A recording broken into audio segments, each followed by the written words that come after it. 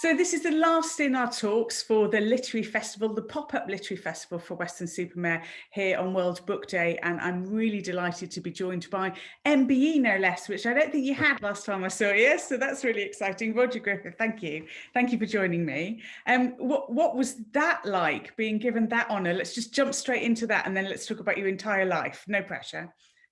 Well, it's very strange because literally a year to the day of that. It was an amazing experience, quite frankly.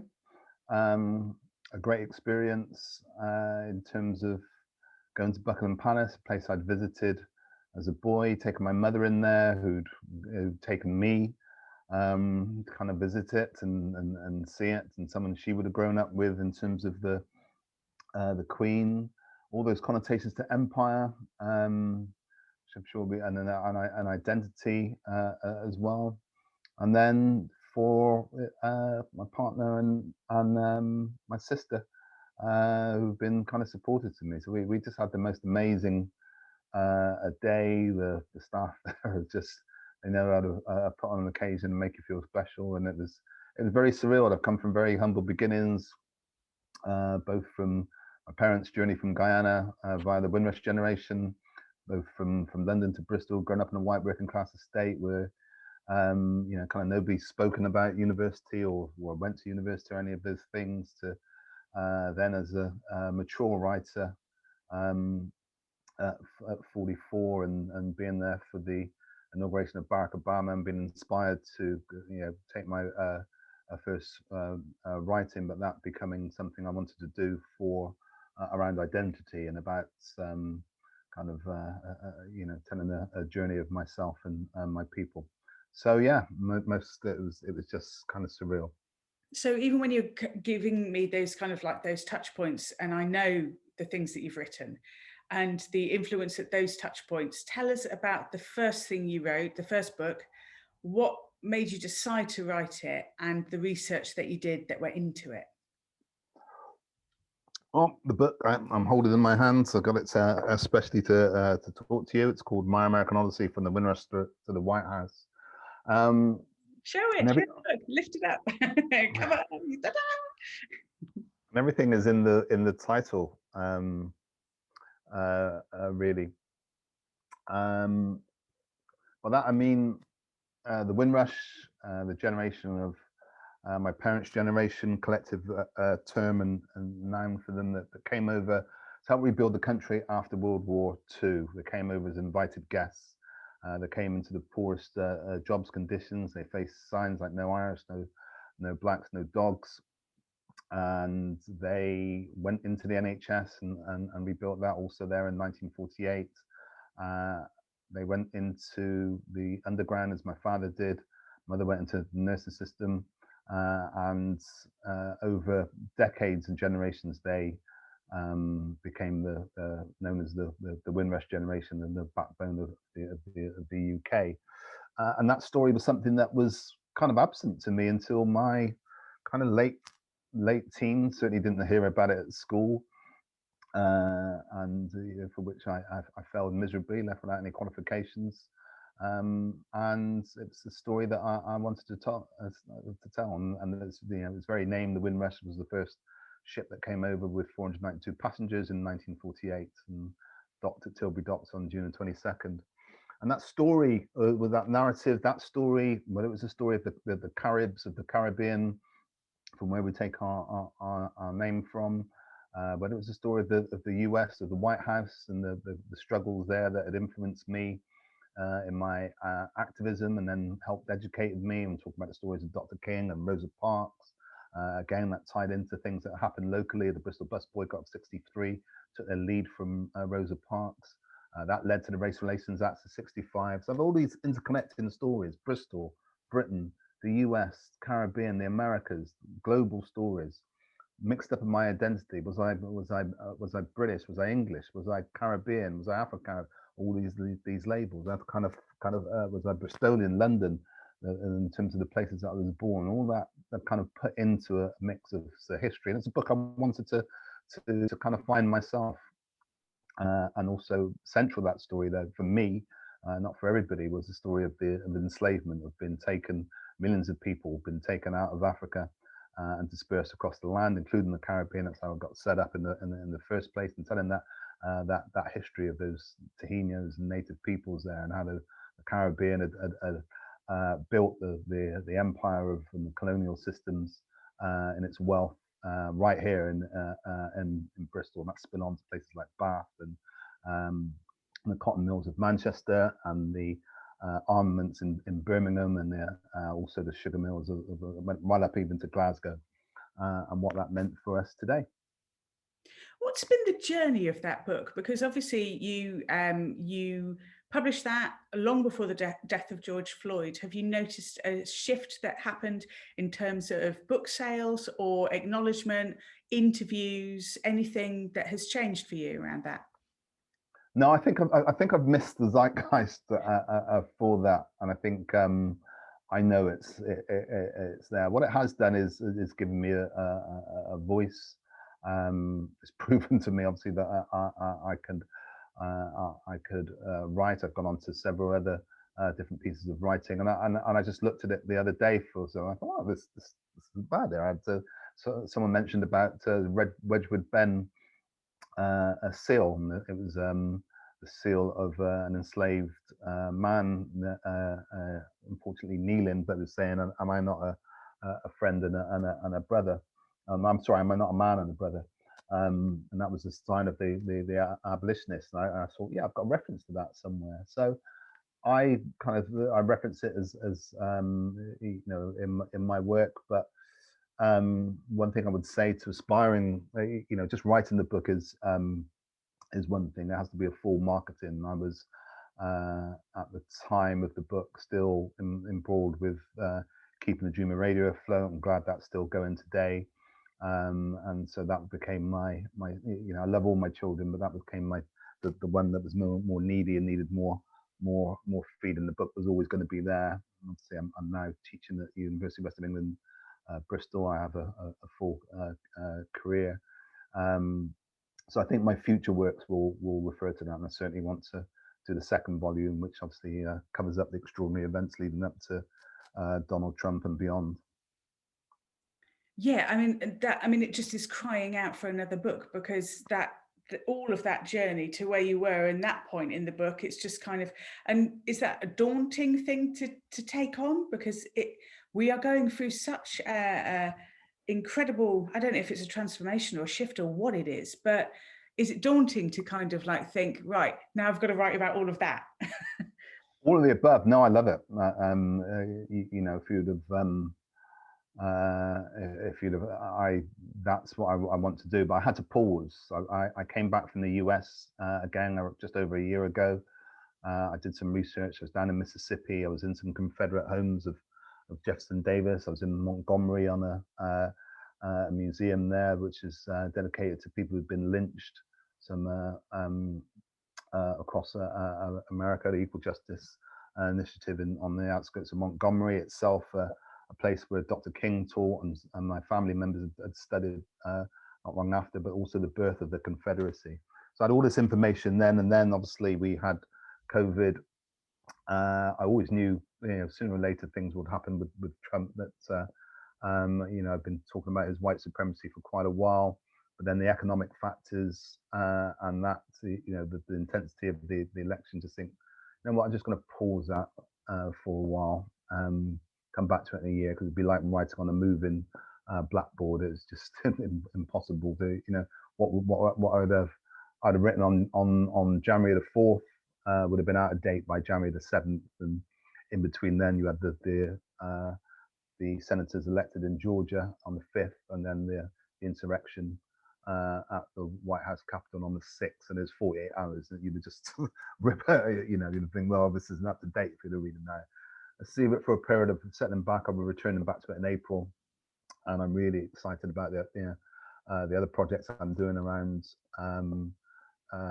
you know, toxic masculinity and men and brotherhood in the UK, and a multicultural set of characters for Boyz Weekend. I've written a play which is called Dreams of My Others, which is based on Barack Obama's presidency, and gets visits from historical figures, including Malcolm X and Dr. King and Donald Trump in terms of his nightmares. So he gets haunted in his dreams. And I've been doing some academic and journalism and journalistic pieces, as well as experimenting in poetry. So I've had some funding as an artist from Arts Council England. I've been delighted to work with them, as well as sit on their board, and really there's so many things to kind of write about and enjoy. So I'm looking forward to really getting down to my my kind of profession, which is essay writing, and the others are experiments that I'm still playing with, but that's going to give me the bulk of things that I want to speak about.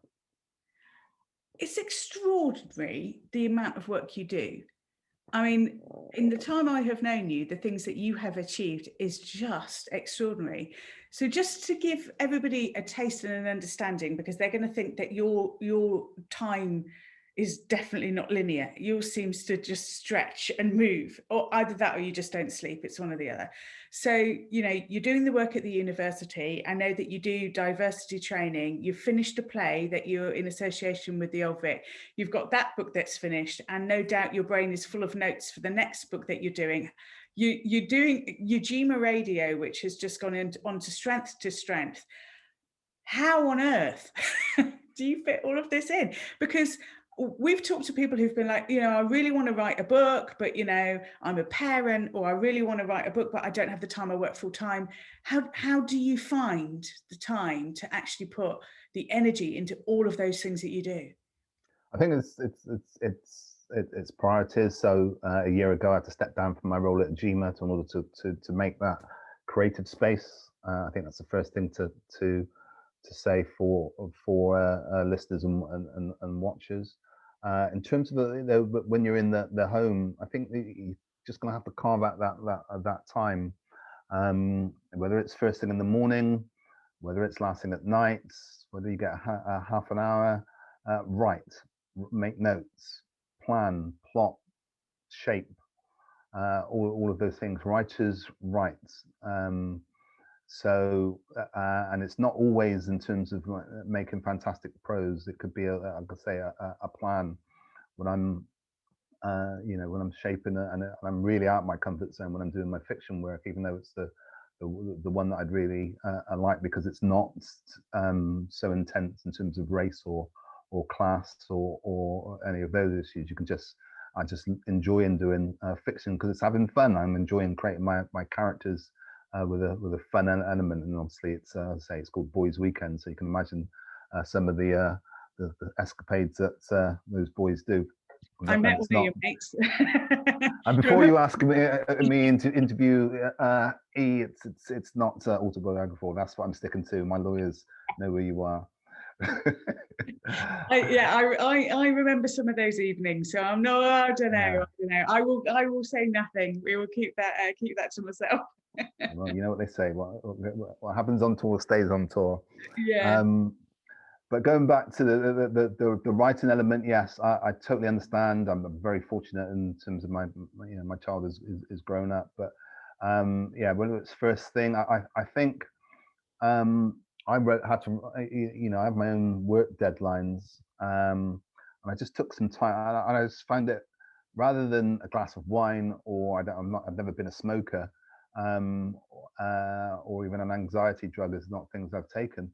Just that sense of writing calmed me down for that period of time. It's escapism.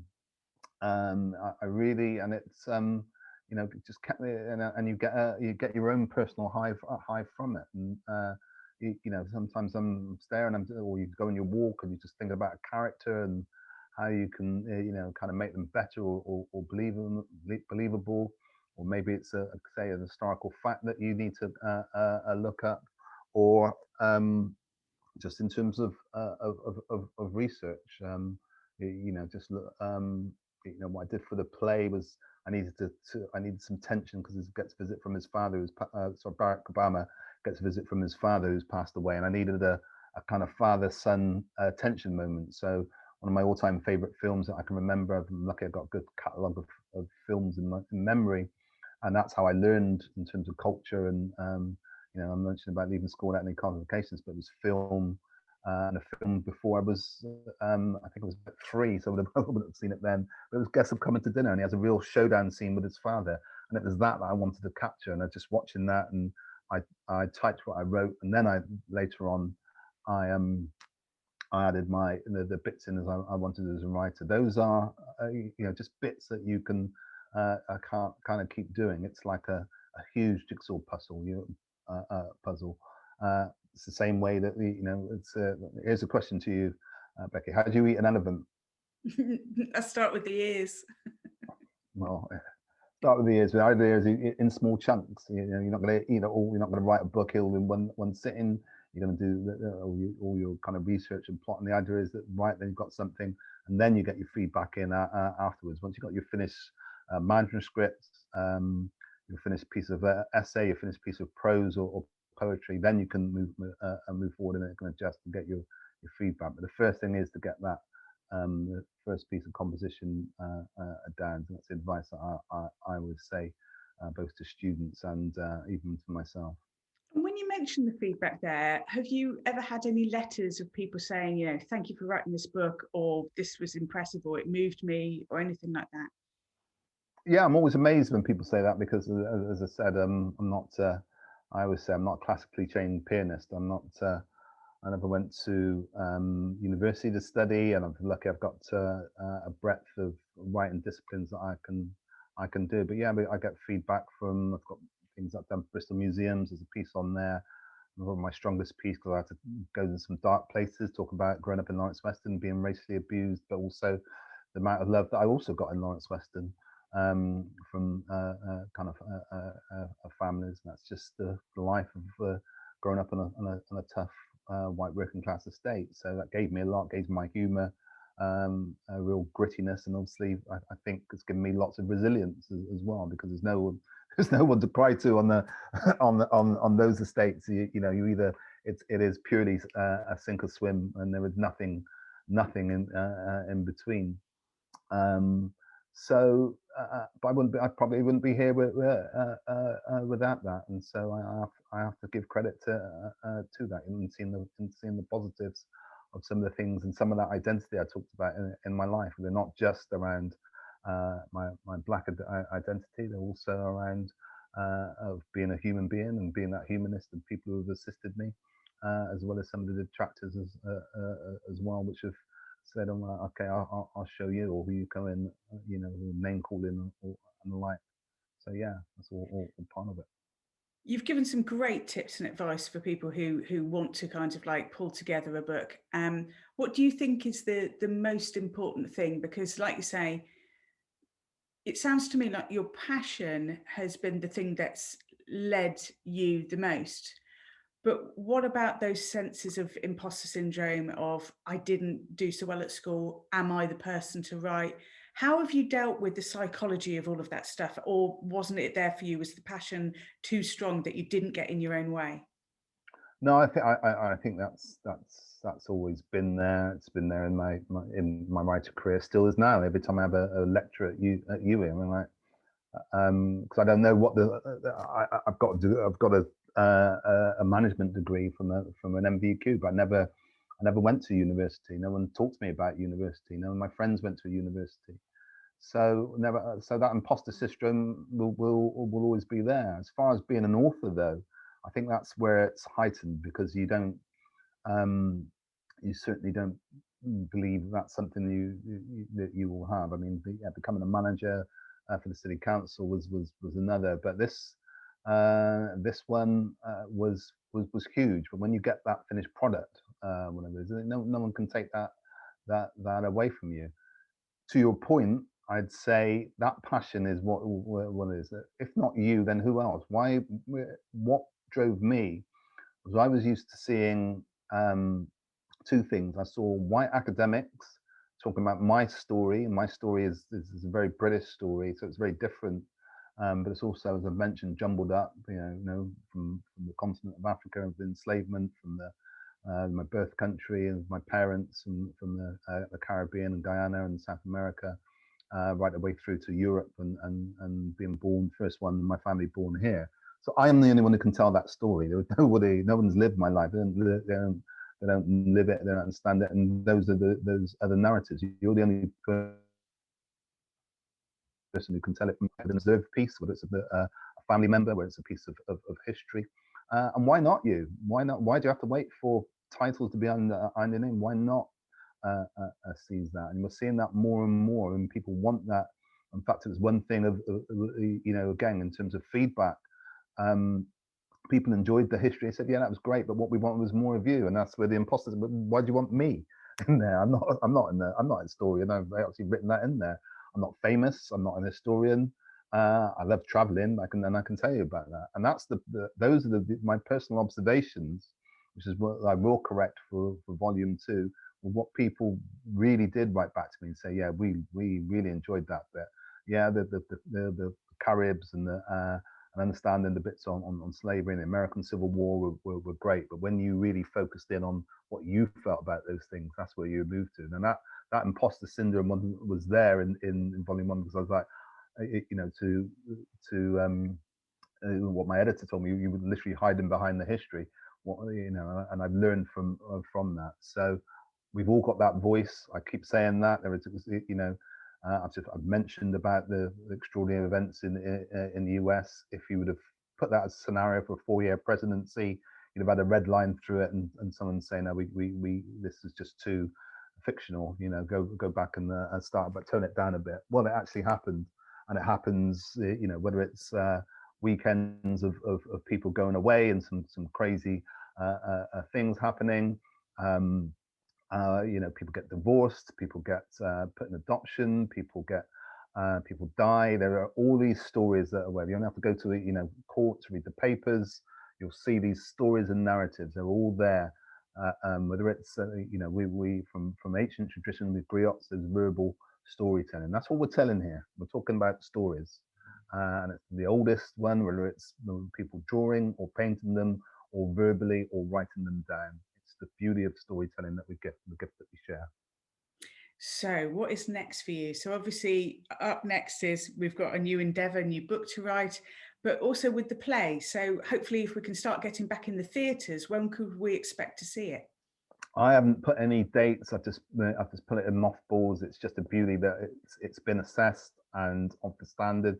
It's my first effort, but I think I started to have those discussions in November. I had to scrap them, and I was like, you know what, when the world says it's ready to go back, is the time to have this ready. I'm in no personal rush. I think I'm a bit older and wiser, know that things will come. It'll be ready when it's ready. There are other people's work. I know what I want, a full production. I want the whole audience to be there.